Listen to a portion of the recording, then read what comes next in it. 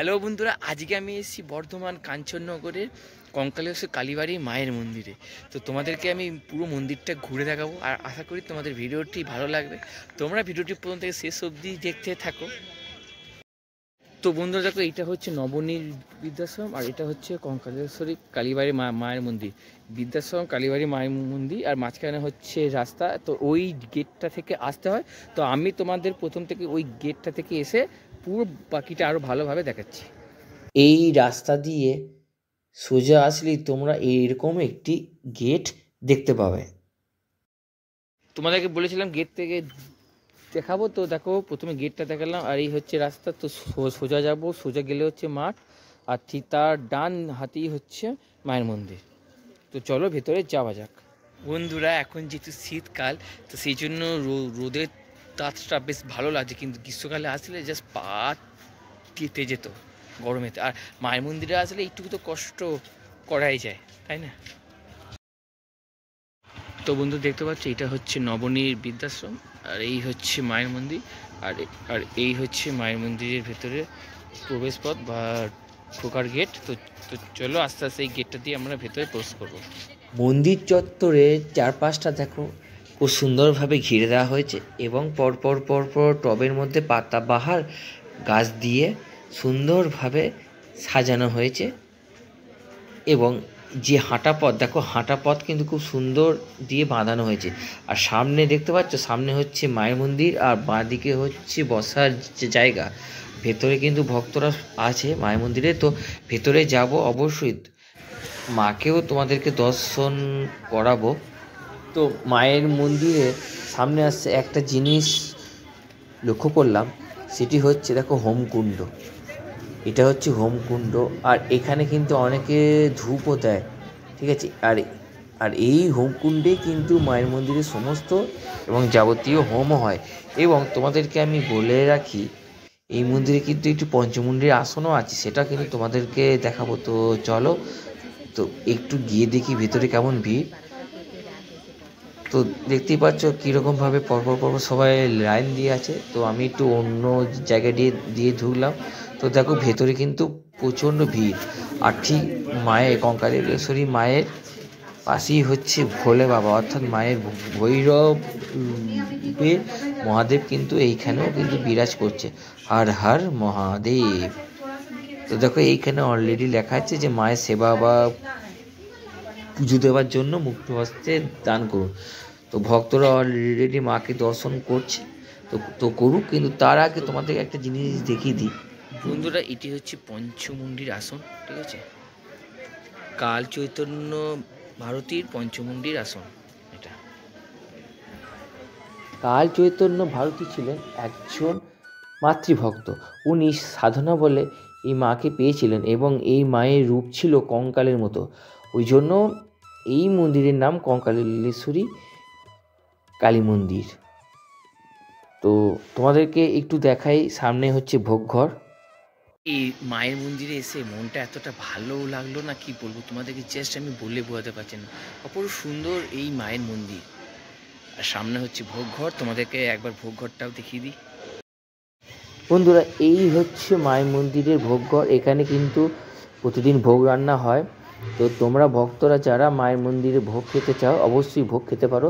তার জন্য কুপন কাটতে হবে। আর এই ভোগ খাওয়ার জন্য কুপন মূল্য মাত্র 10 টাকা।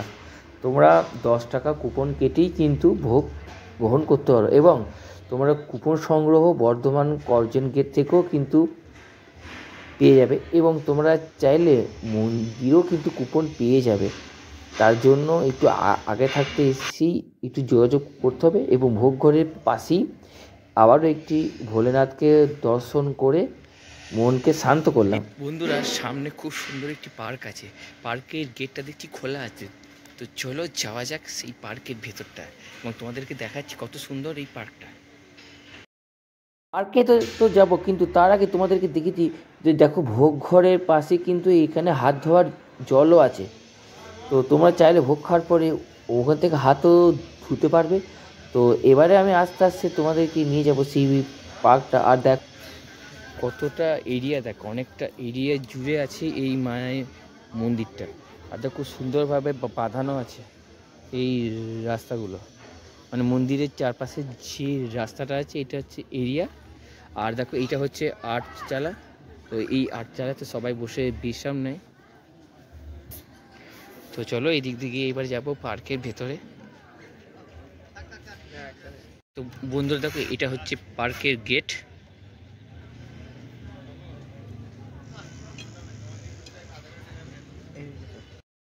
এই পার্কটা অনেকদিন আগে থেকেই ছিল, কিন্তু বর্তমানে এটিকে আবার নতুন করে সাজানো গোছানো হচ্ছে। তো দেখো দূর থেকে কিন্তু কি সুন্দর একটি দেবদেবীর মন্দিরও কিন্তু চোখে পড়ছে, মানে ছোট ছোট ছোট মন্দিরের মধ্যে দেবদেবী প্রতিষ্ঠান আছে। আর দেখো পুরো পার্কটার মাঝখানে হচ্ছে জল, এবং এই জলে রাজহাঁস, সুন্দর সুন্দর রং বেরঙের মাছ তো থাকে। আর দেখো আর ঠিক তার ঠিক গায়ে গায়ে হচ্ছে বাগান, ফুলের বাগান।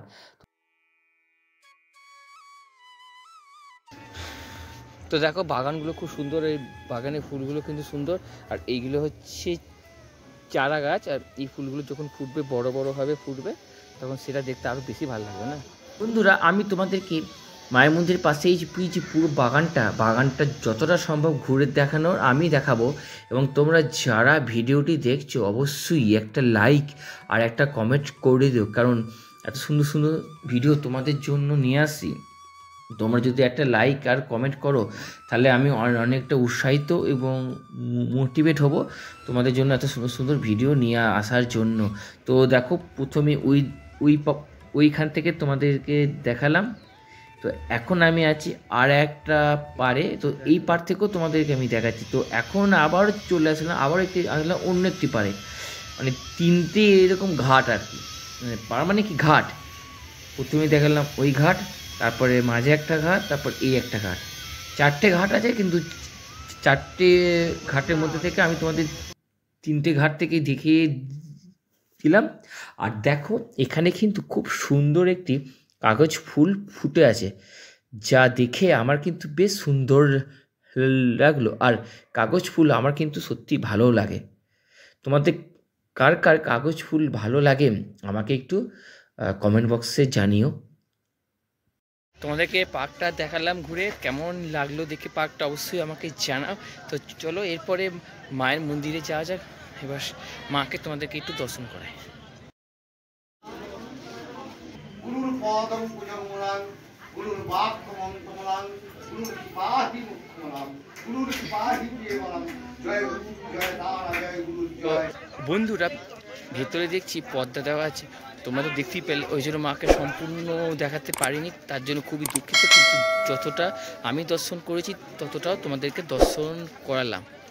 তো তোমাদের এই ভিডিওটি কেমন লেগেছে অবশ্যই কমেন্ট সেকশনে জানা। আর তোমরা পাশে থাকলে এরকম আরও ভালো ভালো ভিডিও আমি কিন্তু তোমাদেরকে দিতে পারবো।